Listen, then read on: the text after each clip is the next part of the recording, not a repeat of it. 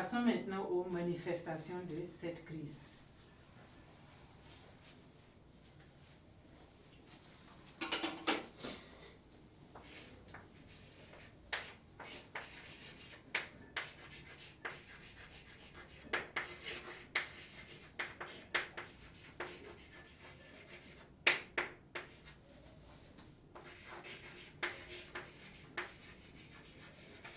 Les manifestations de la crise afghane.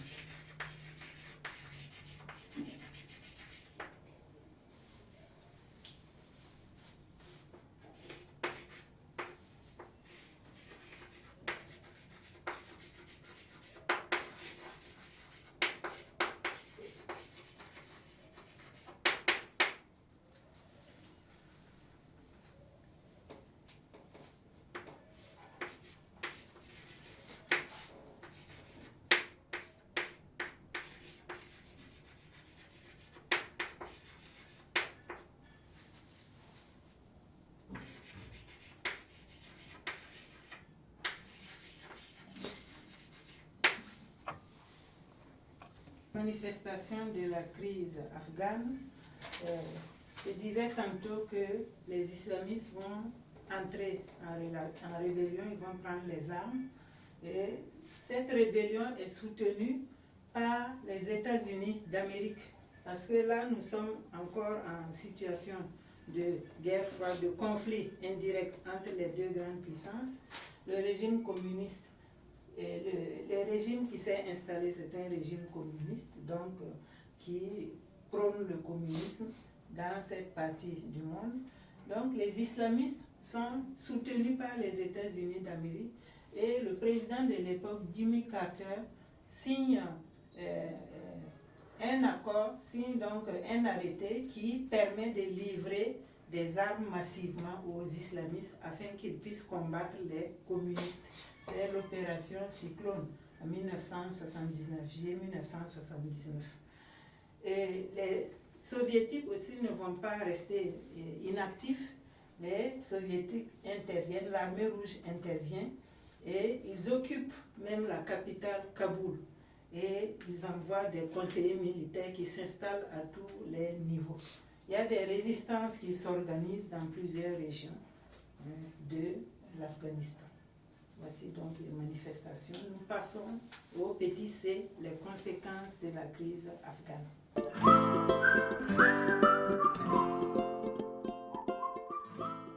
Nous poursuivons avec le petit C, les conséquences de la crise afghane.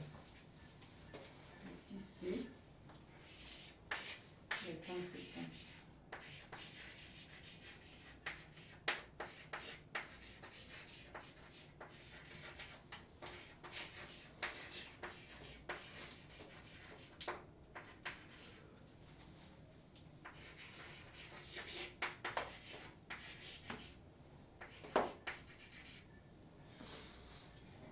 Les conséquences de la crise afghane sont nombreuses sur le plan politique et aussi sur le plan humain.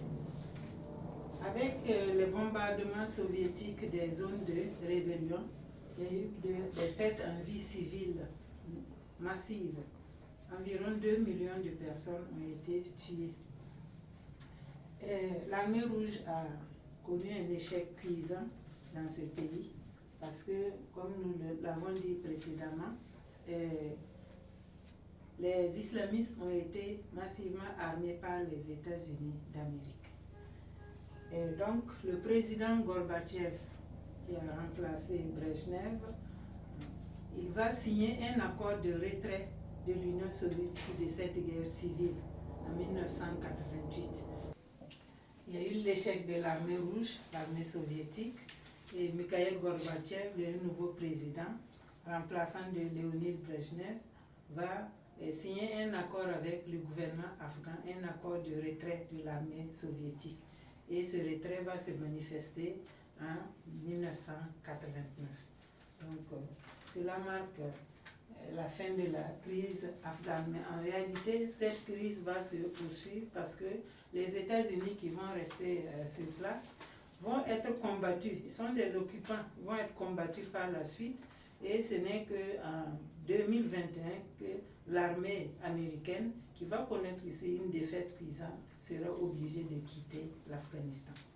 Donc il reste cette crise qui a autant duré, parce que la guerre qui va se dérouler après cette crise, elle dure de 2000 jusqu'en 2021.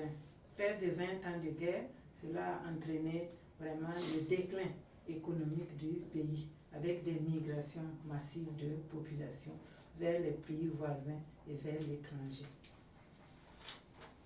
Nous sommes au terme de cette leçon sur les tensions idéologiques et les conflits. Donc c'est une période après 1945 marquée par beaucoup de crises. Il y a eu des tentatives d'apaisement avec la coexistence pacifique et la détente. Et ce que l'on peut retenir, c'est que cette crise va conduire, ces crises vont conduire à la fin de la bipolarisation. Et c'est ce que nous allons voir dans la deuxième partie, la leçon numéro 2, qui s'intitule « La fin de la bipolarisation ».